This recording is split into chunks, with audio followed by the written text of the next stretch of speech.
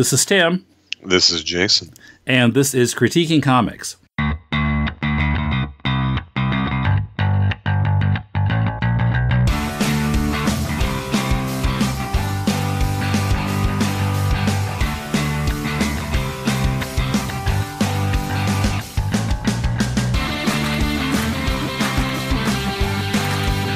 Welcome to Critiquing Comics. This is Tim in Tokyo. This time we brought back Jason in Portland, where is it still like smoking hot there?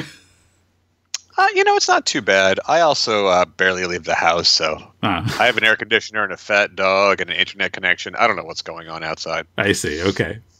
I hear it's hot. Yeah, that's what I've been hearing, certainly. Like, hotter than it's ever been in the Pacific Northwest, but... You would have to ask somebody with friends who leaves the house. I make comics. This is where as far as I go. Right. Yeah. People who work on comics. Yeah. Oh, there's an outside world. I didn't know that. Yeah. So we're talking this time about a book called 357 Magnum Opus, written by Ghezal Omar. She lives in San Francisco. She's a first-generation Afghan immigrant to the U.S. Interesting. At what age, I'm not sure. She'd been in the States since she was a little girl or later. I don't know. I noticed a few kind of little things with the English in this book, so that might account for them. I did too. And I thought maybe that was a translation thing. Interesting. Okay. But, whatever age they are, we're not ageists. Yeah. Here. You can have a full life at any age, Tim. That's what I keep telling myself when I look in the craggly mirror. Yeah, no kidding. The artist is MingChen Shen. First of all, I have to say, so she sent this to us on a platform called flipbuilder.com. Which kind of simulates looking at a book and turning pages. I got so frustrated with it that I shelled out the $4 on Comixology so I could have a better reading experience. I really didn't like Flip Builder. Oh, really? It took a bit of getting used to, but I actually thought once I had to zero in on it, my eyes are not great. I wear readers at my advanced age, so I did have to punch in a little bit. But yeah. I actually thought it was kind of interesting. I don't know if it was browser I use or what, but after about 30 pages, I just said no. I mean, I was getting so distracted by the format that I wasn't getting what was going on in the book. So, the navigation of it. Yeah, I mean, just reading comic books on the computer screen in and of itself is a little bit weird. It doesn't feel like a tactile object in your hand as it does when it's printed. Yeah. But okay. So yeah, interesting.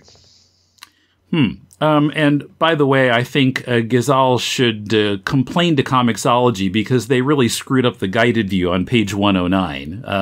It kind of bounces around the pictures, but it doesn't follow the word balloons very well. That was a little awkward, but yeah, that happens. I think that happens with Marvel books too on Comixology. Yeah, sometimes they get the sequence wrong. They blast through it so quick that I try not to do the guided view myself, just because I want to see the composition of the page. I always count panels too, but yeah, we'll let Comixology have it. Page 109, get on it. So this story is about two bounty hunters who are hired to track down a guy named Bastion. It seems that the person hiring them is like a crime boss. And early on, Bastion accidentally, I think, pushes his girlfriend out of the car, and she ends up with the bounty hunters for much of the book. Lots of people get killed. There are some boobs. So, yeah. So it's got that going for it. Let's talk about that. It doesn't have a lot. The most salacious thing about this book, and there's nudity, but it's not like it's not erotic, right? It's not meant to titillate. There's just there's this nudity. It's not overly gratuitous. But the most salacious thing in this book is the cover, right? That's a really bold choice to put nudity right there on the cover, because you sort of you narrow your audience in some ways. There's people that are going to think that's not for them. But the whole book is going to be like this, and it's not. The other thing, though, is you focus your audience. If you love this cover, nothing inside will offend you. In some ways, the cover is like a really smart palate cleanser. And what it is, it's our main character named Sex with 2 X's. Yeah. So pretentious that they had to talk about it in the story. Sex Pistol. Her last name is Pistol. They're trying to avoid a lawsuit with a famous band, is what I think, by adding an X. Right, yeah, SEXX is how she spells her first name. I bet you there's a Sex Pistol with 3 X's somewhere dancing on the strip right now. I feel like the 2 X's was the middle ground to stay out of a court. But yeah, so putting that on the cover, what do you think of that, Tim? Yeah, well, you're right. I mean, then once you've seen that, there aren't going to be very many surprises, at least for the reader, at least as far as the nudity. Tonally, you know exactly what you're getting. It doesn't project that there are going to be lots of guys getting their brains blown out in the story, but it tells you it's not Pride and Prejudice, right? Right. Yes, definitely. Okay. So my other question. Okay, so this story, you talked a bit about this story. Do you remember, like, when Pulp Fiction came out? You're of a certain age. You remember being an adult when Pulp Fiction came out and Tarantino was everywhere? Well, I was in Japan, but I did hear about it, yeah. But after Pulp Fiction came out, there was like this flood of people that were influenced by Tarantino.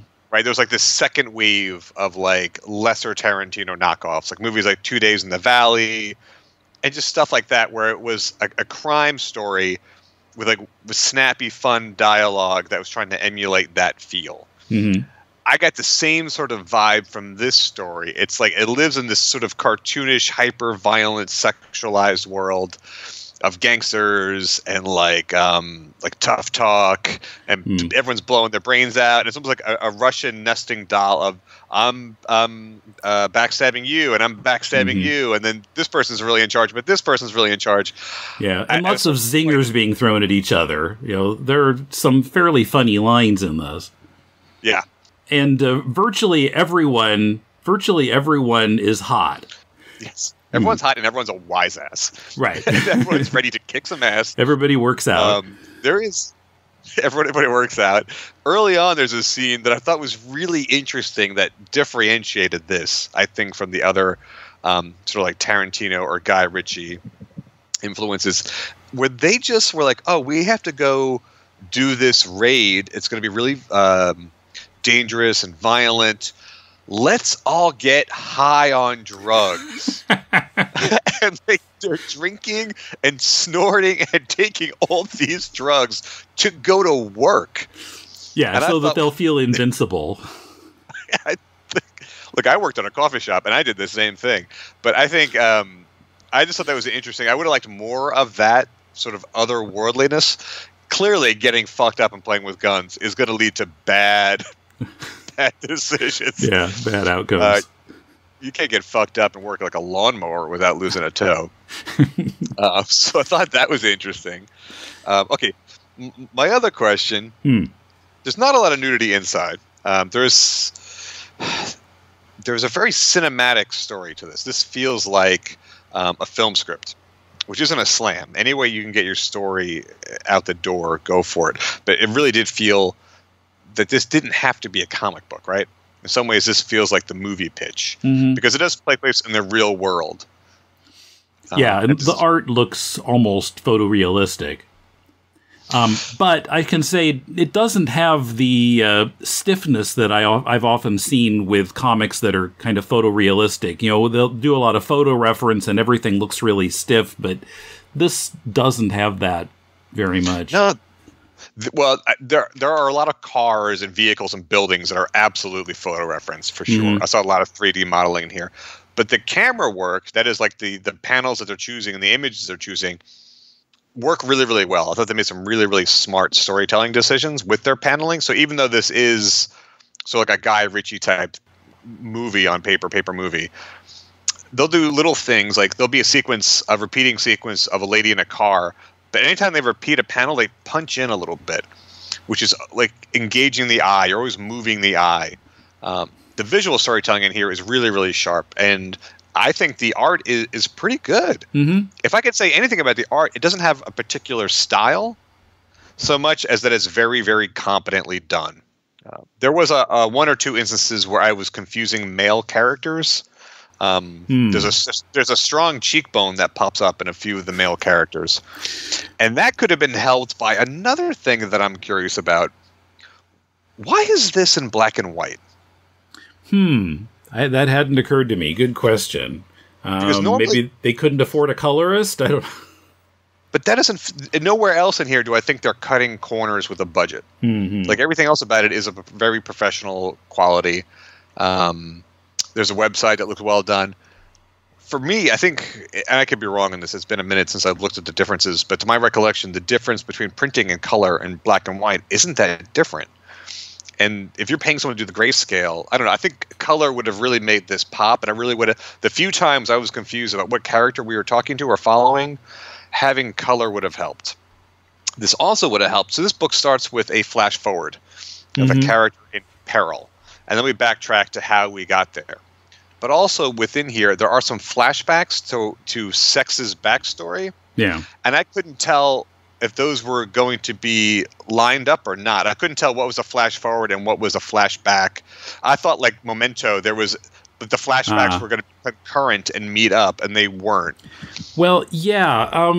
It did get a little confusing, but more than that, I felt like, those flashbacks regarding the third bounty hunter, a woman named Dylan, who died, they didn't really pay off. We got a flashback of after Dylan was shot and she's bleeding to death in the car, and then there's another one from earlier that ends with a Mexican standoff, and they never come back to it.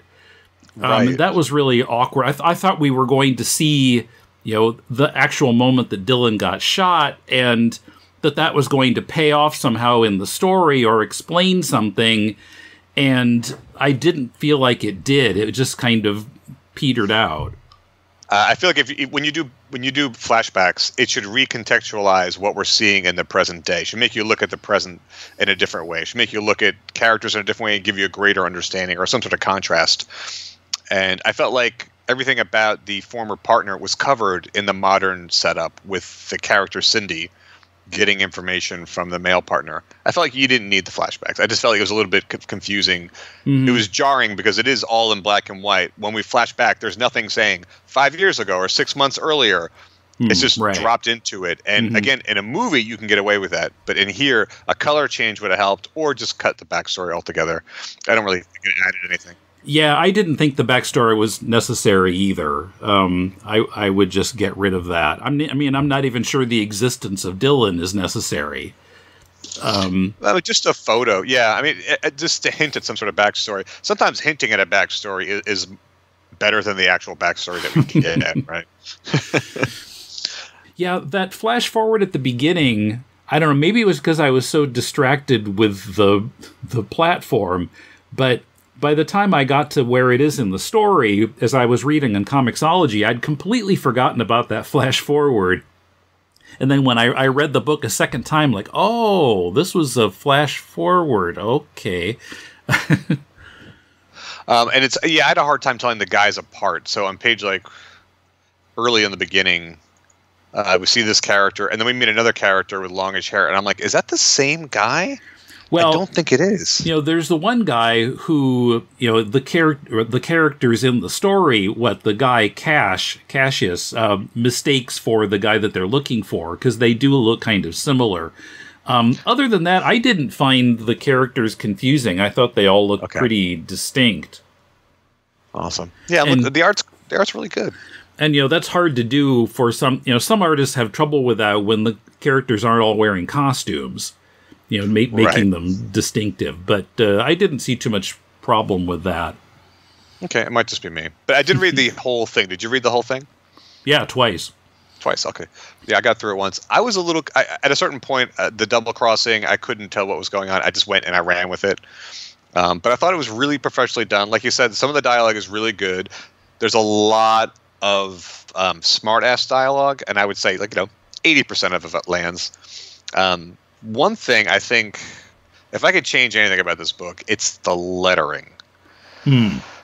So there are these uppercase. If you have an uppercase I in the middle of a sentence, it shouldn't have the brackets on it. You know what I'm saying? Serifs.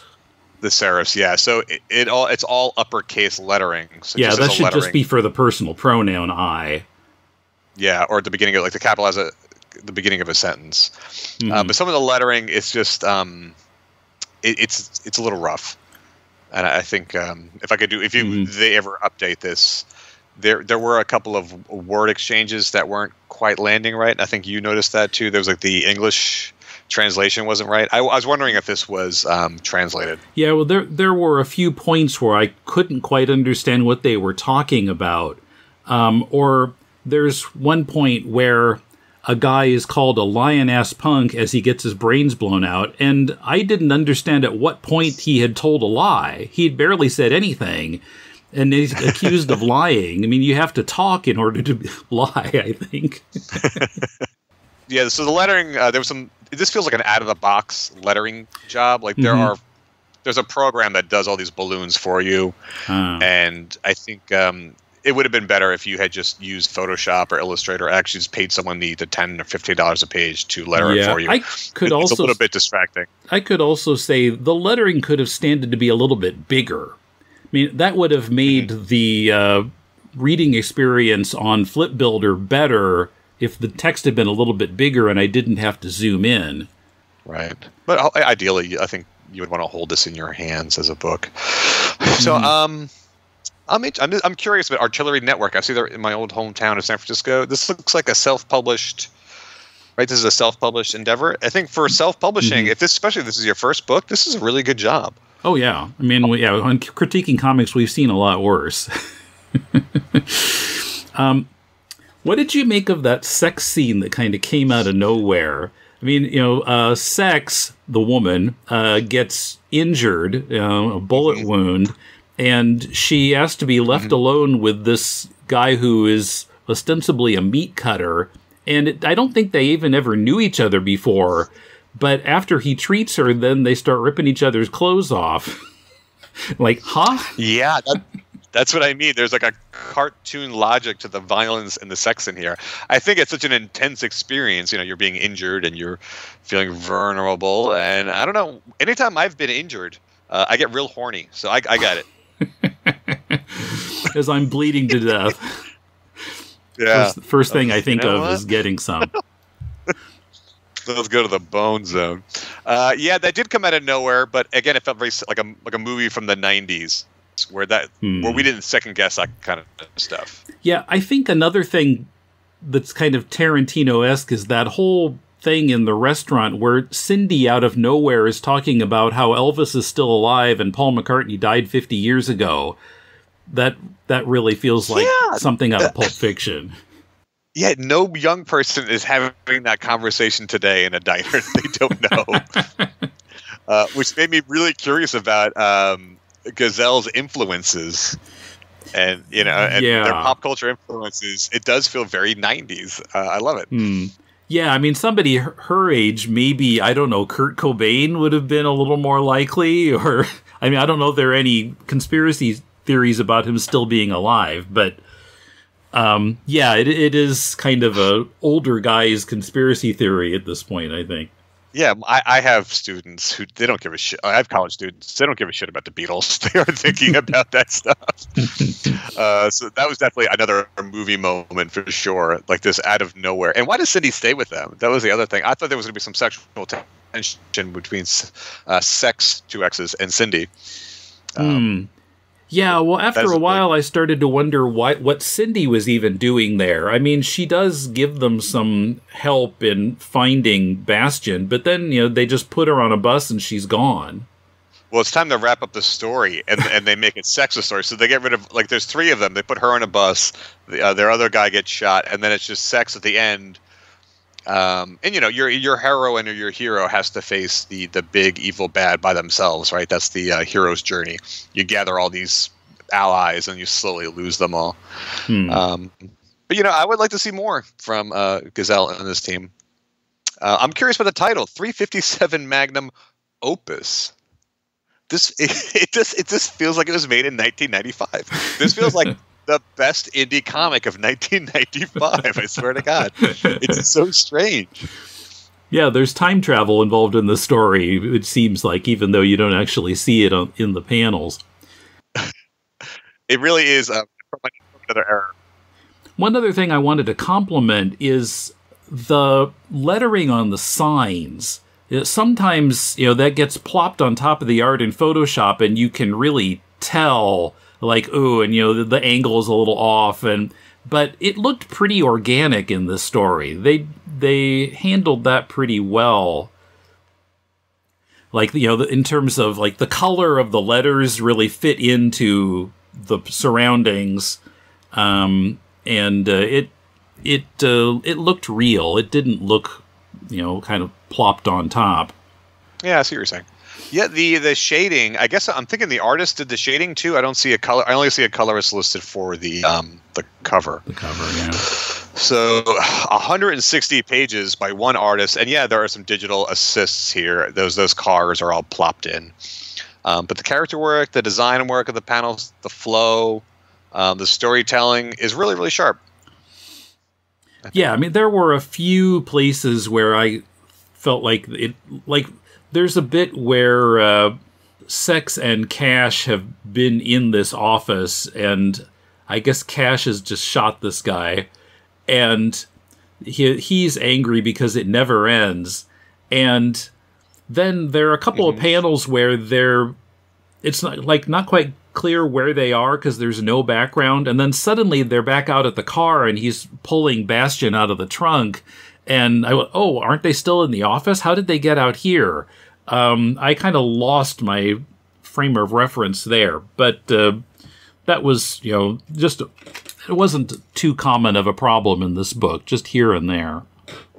Yeah, here and there, the backgrounds did get a little looser. I think you can get away with that sort of in the middle of a book. If you start off really strong, your mind sort of gets used to the art and the rhythm of it, and it sort of fills in some of those details for you. But yeah, it was a real... So when you have... I'm curious, because I see a barcode on the back, and I love how it says suggested for mature readers right underneath her boobs. It's like nudity on the cover. No kidding. So if you're a retailer, do you stock this? That's to me is like, how do you sell this? If you're selling this through Kickstarter... there is a rule of thumb that nudity helps move books on Kickstarter. But if you're selling this in a store or through, how would you shelve this? I feel like they've missed some of the audience. I wonder how this sells. I'm just really curious about the decision making. Well, I don't know. Like on Comixology in the store, when you see the cover, it's got her boobs are blacked out, and I'm wondering if. Well, it would add to the cost, but they might wrap it in the store so that it had, I don't know, plastic with the black printed there. That would be kind of expensive to do, probably. Yeah, I don't know. I mean, barring that, I'm not sure. You could rack it behind something else so you could just see her face. You said rack. I think you wouldn't want to put this in the erotic section because it's not an erotic story. It's just like an R-rated violent book. Yeah, so I'm just really curious about that choice. I think it's interesting. I don't know if it's good or bad. I really don't. I just think it's a bold choice. As is the title. When you call something 357 Magnum Opus, I think of that's got to be the best Dirty Harry movie they ever made, right? He calls a Magnum Opus and join it together. That's a statement. That's an ambitious title. So if she feels like this is her Magnum Opus, does that mean she's not going to do any more books? I hope she does. Clearly, yeah. Here's the thing. She's got influences, right? I see the influences early. Everyone's early books.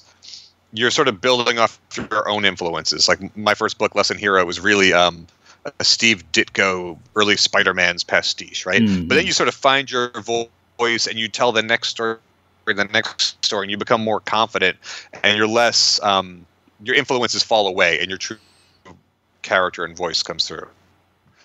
It's like a Guy Ritchie influence, Tarantino influence. So I would love to see what she does next, because I think it'll be more of her voice. Now she's got this homage out of her system. What's next?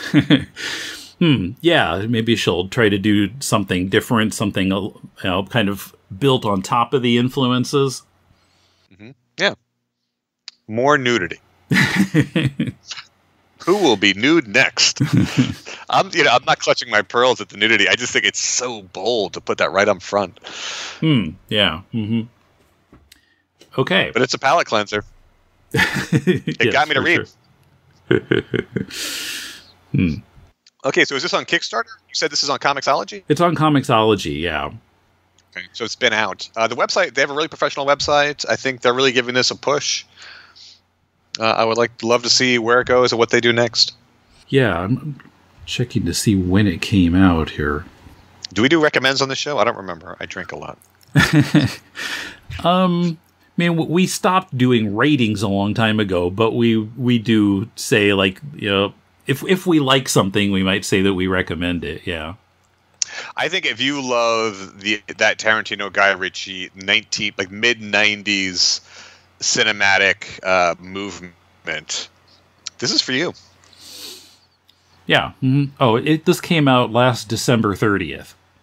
So it's been out for about 7 months at this point. Interesting. Well, if they have a publishing house, I'm curious what they do next. Yeah, so this is 357 Magnum Opus, and so thanks for listening, and thank you, Jason. Yeah, thanks for having me. Good luck, Artillery Network. 357 Magnum Opus is published by Artillery Network, as you just heard Jason mention. I'll link to their website in the show notes.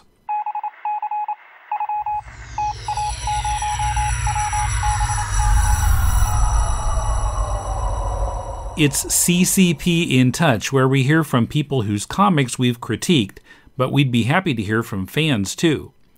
Emmanuel Filteau commented on Facebook about my discussion with Adam of Emmanuel's comic Tales from the Interface number 3 in Critiquing Comics 196. He writes, "Thank you, Tim and Adam, for this critique. I really appreciated how you guys went in depth and how many things you noticed. Here are some answers to some of the questions you had. Book 3 is only half done on the webcomic. The second half will start publishing soon, at a rate of a page every 2 weeks. I basically work on a buffer for the webcomic, but the print comic gets published every time I reach 48 pages. The nanobugs were not shown in Book 3, but they are still part of the process. There is an ending that was planned from the beginning. There will be 5 issues in total. I will definitely finish it. Hopefully you will enjoy the ending I planned up. The third book is not on the site yet, but should be by the end of the month. And if you have any other questions, I'll be glad to answer. Thanks for writing, Emmanuel. Let us know when the next issue comes out. Whether we've critiqued your comic, or you'd like us to critique your comic, or you're just a listener, you can write us at mail@deconstructingcomics.com. To submit your comic, send us a PDF or a link. We'll read at least 30 pages of it and critique it on the show. Next Wednesday on Deconstructing Comics, Emmett and Kumar discuss Far Sector by N.K. Jemisin and Jamal Campbell. It's a Green Lantern story written by a prose writer moving to comics. Till then, this is Tim, and thanks for listening to Critiquing Comics.